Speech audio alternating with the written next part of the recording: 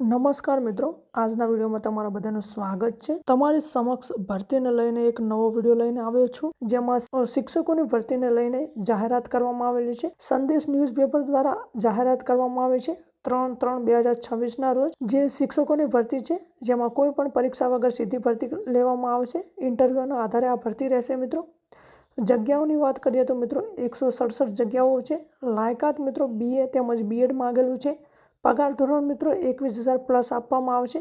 અરજી કરવાની છેલ્લી તારીખ કઈ છે મિત્રો, સંપૂર્ણ માહિતી મિત્રો આપણે આ વિડીયોમાં જોઈ લઈશું। તો વિડીયો તમે સંપૂર્ણ જોજો અને વિડીયો તમને સારો લાગે તો વિડીયોને એક લાઇક અને ભરતીને લગતી કોઈ પણ માહિતી મેળવવા માટે ચેનલને અવશ્ય સબસ્ક્રાઇબ કરજો। તો ચલો મિત્રો આપણે વિડીયો શરૂ કરીએ। મિત્રો તમે અહીંયા જોઈ શકો છો કે જિલ્લા પંચાયત કચેરી દાહોદ દ્વારા એક ઓફિશિયલ જાહેરાત બહાર પાડવામાં આવી છે। આઉટસોર્સ કરાર આધારિત જગ્યાઓ ભરવા માટેની જાહેરાત છે મિત્રો। દાહોદ જિલ્લાની સરકારી પ્રાથમિક શાળાઓ પે સેન્ટર નિયત કરેલ ખાતે આઉટસોર્સથી કરાર આધારિત શાળા સહાયકોની ભરતી છે મિત્રો। જગ્યાની વિગતની વાત કરીએ તો શાળા સહાયક કરાર આધારિત રહેશે। ઉમેદવારની વય મર્યાદાની વાત કરીએ તો મહત્તમ વય મર્યાદા 38 વર્ષની રહેશે। કામગીરીનું સ્થળની વાત કરીએ તો મિત્રો પે સેન્ટર જાહેર કરાયેલ પ્રાથમિક શાળાઓમાં કામ કરવાનું રહેશે। ન્યૂનતમ શૈક્ષણિક લાયકાતની વાત કરીએ તો મિત્રો માન્યતા પ્રાપ્ત યુનિવર્સિટીમાંથી કોઈ પણ વિદ્યા શાખાના સ્નાતક એટલે કે ગ્રેજ્યુએશન તેમજ B.Ed કરેલું હોવું જોઈએ। મિનિમમ એજ્યુકેશનની વાત કરીએ તો મિત્રો કોઈ પણ યુનિવર્સિટીમાંથી ગ્રેજ્યુએશન થયેલા હોવું જોઈએ તેમજ B.Ed કરેલું હોવું જોઈએ। વધારાની લાયકાતની વાત કરીએ તો મિત્રો કમ્પ્યુટરની કુશળતા એટલે કે MS ઓફિસનું જ્ઞાન હોવું જોઈએ। ત્યારબાદ નીચે જોઈએ તો પગાર ધોરણની વાત કરીએ તો મિત્રો 21,000 પગાર આપવામાં આવશે। પ્રતિ માસ ફિક્સ રહેશે,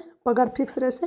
અરજી કરવા માટેની સૂચનાઓ માટે QR કોડ સ્કેન કરો મિત્રો। અહીંયા QR સ્કેન આપેલું છે, તે તમે સ્કેન કરશો તો તમારી સમક્ષ અરજી કરવા માટેનું એક ફોર્મ ખુલશે, જે હું તમને આગળ વિડીયોમાં બતાવી દઈશ। અથવા તો મિત્રો અહીંયા વેબસાઇટ આપેલી છે dahoddp.gujarat.gov.in પરની મુલાકાત પણ લઈ શકો છો તમે। તેમજ મિત્રો ખાસ નોંધમાં અહીંયા લખેલું છે કે અરજી ઓફલાઈન માધ્યમથી જાહેર પ્રસિદ્ધ થયાના દિન 15 સુધી એજન્સીના રજિસ્ટર્ડ એડ્રેસ ખાતે સ્વીકારવામાં આવશે। વધુ માહિતી માટે અહીંયા સંપર્ક નંબર આપેલો છે, તેના પર કોલ કરીને તમે વધુ માહિતી મેળવી શકો છો। મિત્રો જાહેરાતના 15 દિવસમાં તમારે અરજી કરવાની રહેશે। ત્યારબાદ મિત્રો આપણે અરજી કેવી રીતે કરવાની એ જોઈ લઈએ। મિત્રો તમે QR કોડ સ્કેન કરશો એટલે તમારી સમક્ષ આ પ્રકારનું પેજ ઓપન થશે। અહીંયા લખેલું છે કે જિલ્લા પંચાયત કચેરી દાહોદ આઉટસોર્સથી કરાર આધારિત જગ્યાઓ ભરવા માટેની જાહેરાત। મિત્રો દાહોદ દ્વારા જાહેરાત પાડવામાં આવેલી છે, જે તમને આગળ મેં જણાવ્યું હતું એ જ માહિતી છે।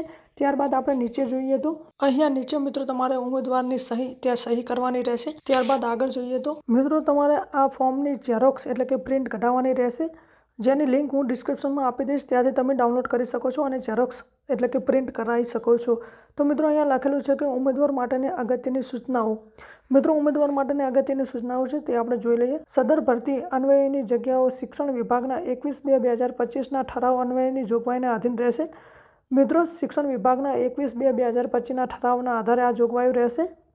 શૈક્ષણિક લાયકાત એટલે કે ફરજિયાત માન્ય યુનિવર્સિટીના કોઈ પણ વિદ્યા શાખાના સ્નાતક અથવા તો B.Ed કરેલું હોવું જોઈએ। મહત્તમ વય મર્યાદા મિત્રો તારીખ 1/1/2026ના રોજ ઉમેદવારની વય મર્યાદા 38 વર્ષથી વધુ ન હોવું જોઈએ। તેમજ ઉમેદવારને માસિક પગાર મિત્રો 21,000 આપવામાં આવશે, જે ફિક્સ રહેશે, કોઈ પણ ભથ્થું મળવાપાત્ર રહેશે નહીં। સદર ભરતીની દાહોદ જિલ્લાના કાર્યક્ષેત્રને લગતી હોય સ્થાનિક ઉમેદવારોને પ્રાથમિકતા આપવામાં આવશે। મિત્રો દાહોદ જિલ્લાના સ્થાનિક ઉમેદવારને પ્રાથમિકતા આપવામાં આવશે। હાલની સ્થિતિએ સમગ્ર જિલ્લાની અંદાજિત કુલ 127 જેટલી જગ્યાઓ પર કરાર આધારિત 11 માસ ભરતી કરવાની થાય છે, જેમાં ભવિષ્યમાં વધઘટ કરવાની સત્તા સંપૂર્ણપણે અત્રેની કચેરીની રહેશે। મિત્રો 127 પ્લસ જેટલી જગ્યાઓ છે, જે 11 માસના કરાર આધારિત રહેશે અને આ જગ્યામાં વધઘટ પણ થઈ શકે છે। ત્યારબાદ લખેલું છે કે ઉમેદવારને અત્રેના દાહોદ જિલ્લાની પે સેન્ટર જાહેર કરાયેલ શાળાઓમાં કામગીરી માટે મૂકવાની સંપૂર્ણ સત્તા એજન્સી કચેરીની રહેશે।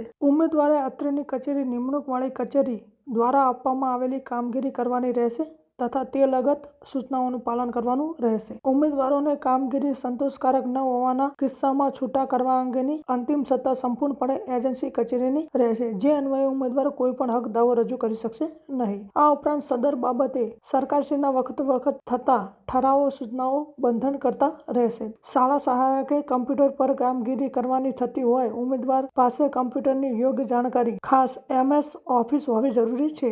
MS ઓફિસનું જ્ઞાન હોવું જરૂરી છે કમ્પ્યુટરનું। નિમણૂક અન્વયે એજન્સી સાથે દરેક ઉમેદવારે કરાર ફરજિયાત કરવાનો રહેશે। ત્યારબાદ નીચે અહીંયા લખેલું છે કે હું તમારું જે તે નામ લખવાનું રહેશે। ત્યારબાદ રહે જે તે તમે જ્યાં રહેતા હોય ત્યાં લખવાનું રહેશે। ત્યારબાદ ઉંમર વર્ષ લખી ઉક્ત ભરતી અંગેની તમામ શરતો તથા બોલીઓ સાથે સંપૂર્ણ સહમત છું તેમજ મારા દ્વારા આપવામાં આવેલ તમામ વિગતો સાચી અને બરાબર છે. સદર ભરતી તથા તદ્દન હંગામી તથા કરાર આધારિત હોય. ભવિષ્યમાં અમો દ્વારા કોઈ હક દાવો કરવામાં આવશે નહીં, જેની હું ખાતરી આપું છું. જે બદલ નીચે સહી કરી આપું છું. ત્યારબાદ મિત્રો તમારે અહીંયા નીચે ઉમેદવારની સહી છે ત્યાં તમારે સહી કરવાની રહેશે. ત્યારબાદ મિત્રો આપણે નીચે જોઈએ તો તેમજ મિત્રો તમારે આ પ્રકારનું શાળા સહાયક માટેનું અરજી ફોર્મ ભરવાનું રહેશે, જેમાં અરજદારનું નામ, હાલનું સરનામું, તાલુકો, જિલ્લો, મોબાઈલ નંબર, ઈમેલ આઈડી, ઉંમર, વર્ષ, જન્મ તારીખ, શૈક્ષણિક લાયકાત તેમજ બેચલર ઓફ એજ્યુકેશન BEd પૂર્ણ કરેલ હોય તેની વિગતો. ત્યારબાદ નીચે જોઈએ તો યુનિવર્સિટીનું નામ, પૂર્ણ કરેલ વર્ષ, પરિણામની ટકાવારી તેમજ કોમ્પ્યુટરમાં કુશળતાની વિગતો જો હોય તો જણાવું. આમ તમામ માહિતી તમારે ભરવાની રહેશે.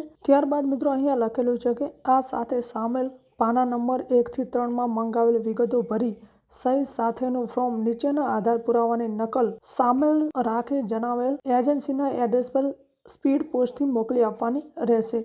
મિત્રો આ તમામ વિગતો ભરીને સ્પીડ પોસ્ટ દ્વારા આ એજન્સીના એડ્રેસ પર મોકલવાની રહેશે. જે આપણે એડ્રેસ જોઈ લઈએ. અહીંયા લખેલું છે કે ઓળખપત્ર, તમારા આધાર કાર્ડ, પાન કાર્ડ, ચૂંટણી કાર્ડ, કોઈ પણ એક ઓળખપત્ર આપવાનું રહેશે.